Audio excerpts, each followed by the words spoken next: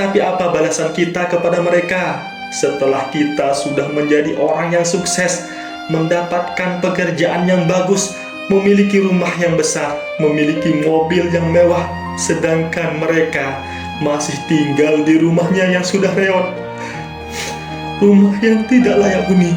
Kita bertingkah seolah-olah menganggap ibu bapak kita sudah tiada, hanya sekedar nanyain kabarnya gimana bu, kabarnya gimana pak aja kita nggak pernah.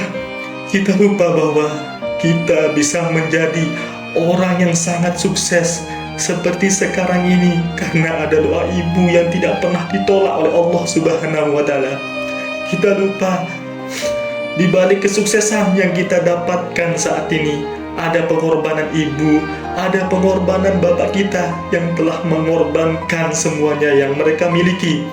Mereka bahkan mengorbankan semuanya untuk kita.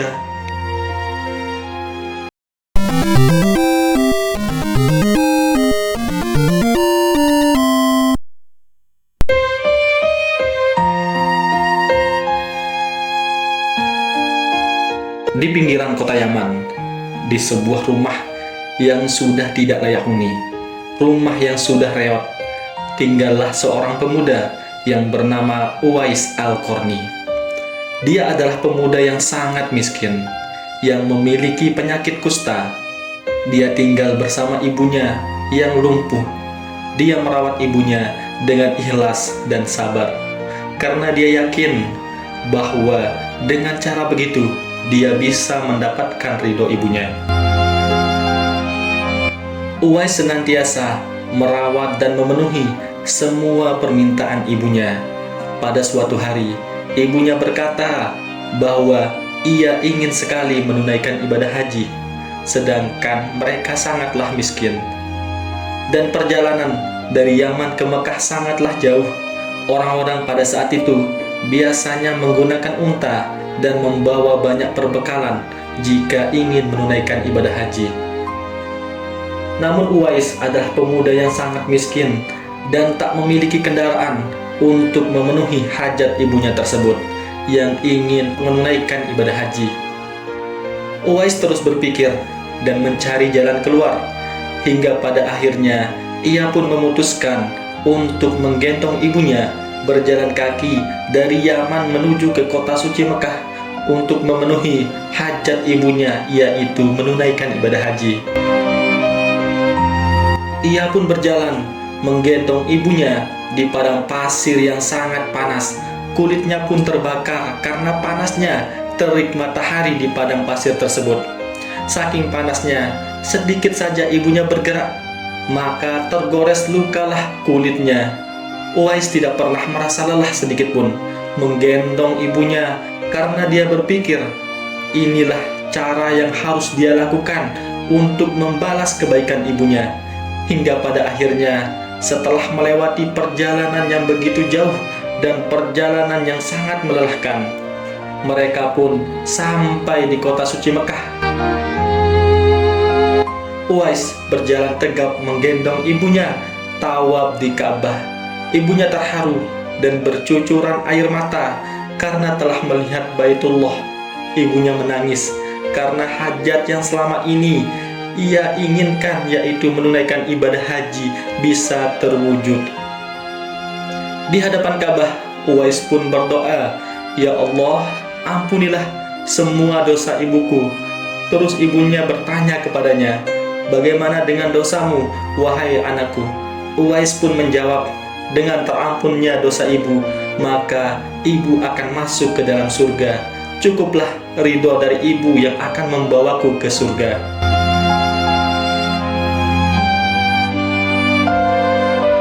Orang tua adalah orang yang paling berjasa dalam hidup kita.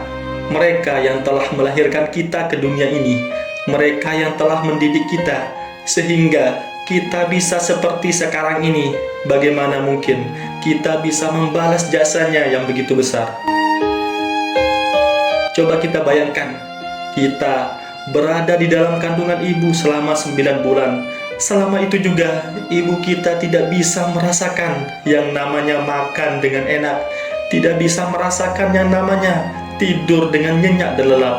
Karena sedikit saja dia bergerak, maka dia akan merasakan sakit yang sangat luar biasa dirasakan pada perutnya, karena kita berada di dalam kandungannya. Coba kita bayangkan, di waktu ibu mau melahirkan kita ke dunia ini, dia bahkan mempertaruhkan nyawanya. Tidak peduli nyawanya jadi taruhannya, sedikit pun dia menghelakan napasnya, maka nyawanya langsung bisa melayang meninggalkan dunia ini. Tapi dia mengorbankan itu semua. Yang penting anaknya bisa lahir ke dunia ini dengan selamat.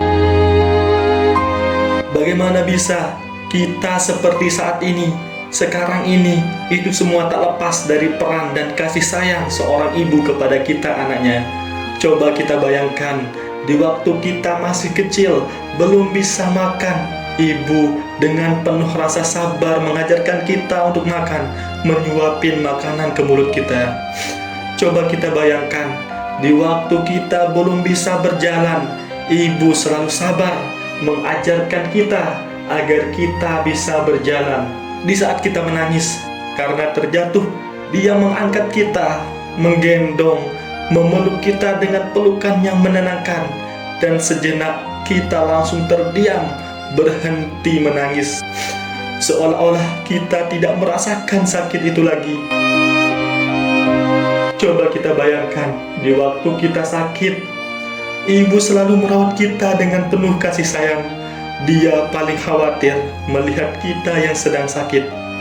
Coba kita bayangkan, di waktu kita sudah mulai remaja, kita minta dibelikan handphone, dibelikan motor, tanpa kita berpikir apakah ibu bapak kita punya uang atau tidak. Bahkan mereka rela melakukan apa saja, bekerja keras banting tulang sampai mereka tidak makan, agar mereka bisa membelikan kita handphone, agar mereka bisa membelikan kita sepeda motor. Coba kita bayangkan di waktu kita memasuki dunia perkuliahan, ibu bapak kita memberikan pendidikan yang terbaik agar kelak kita menjadi anak yang sukses. Tapi pernah nggak kita berpikir dari mana mereka dapat biaya untuk pendidikan kita? Mereka bahkan bekerja siang malam, bekerja jadi kuli bangunan, bekerja jadi buruh tani, bekerja jadi buruh pabrik, bekerja jadi pemulung. Mereka bekerja tiap hari tanpa memikirkan kesehatannya. Yang mereka pikirkan cuma satu hal, mereka hanya ingin anaknya sukses di masa depan dan mendapatkan pekerjaan yang baik. Tapi apa balasan kita kepada mereka setelah kita sudah menjadi orang yang sukses, mendapatkan pekerjaan yang bagus, memiliki rumah yang besar, memiliki mobil yang mewah, sedangkan mereka masih tinggal di rumahnya yang sudah reot, rumah yang tidak layak huni? Kita bertingkah seolah-olah menganggap ibu bapak kita sudah tiada, hanya sekedar nanyain kabarnya gimana bu, kabarnya gimana pak aja kita nggak pernah. Kita lupa bahwa kita bisa menjadi orang yang sangat sukses seperti sekarang ini karena ada doa ibu yang tidak pernah ditolak oleh Allah Subhanahu wa Ta'ala. Kita lupa di balik kesuksesan yang kita dapatkan saat ini, ada pengorbanan ibu, ada pengorbanan bapak kita yang telah mengorbankan semuanya yang mereka miliki. Mereka bahkan mengorbankan semuanya untuk kita. Kita lupa dengan semuanya itu, seolah-olah kita lahir ke dunia ini dan langsung menjadi orang sukses seperti sekarang ini. Kita lupa dengan semuanya itu, karena itulah sejatinya sifat manusia yang selalu lupa akan kebaikan. Saudara-saudaraku, mumpung orang tua kita masih hidup di dunia ini, mari kita jaga, berbakti, menghormati mereka. Kita penuhi apa yang menjadi tanggung jawab kita sebagai anaknya, menaatinya, karena cuma itu yang bisa kita lakukan sebagai bentuk bakti kita kepada mereka. Kita minta maaf atas kesalahan yang pernah kita lakukan, karena sejatinya ridhonya Allah Subhanahu wa Ta'ala ada pada ridhonya orang tua, dan surganya seorang anak ada pada telapak kaki ibu. Saudara-saudaraku, jika ada di antara kita yang sudah ditinggalkan oleh orang tuanya sudah meninggal dunia, mari kita berdoa untuk mereka. Kita berdoa untuk kebaikan mereka, karena doa anak yang soleh akan mengurangi beban kehidupan orang tua kita di akhirat sana.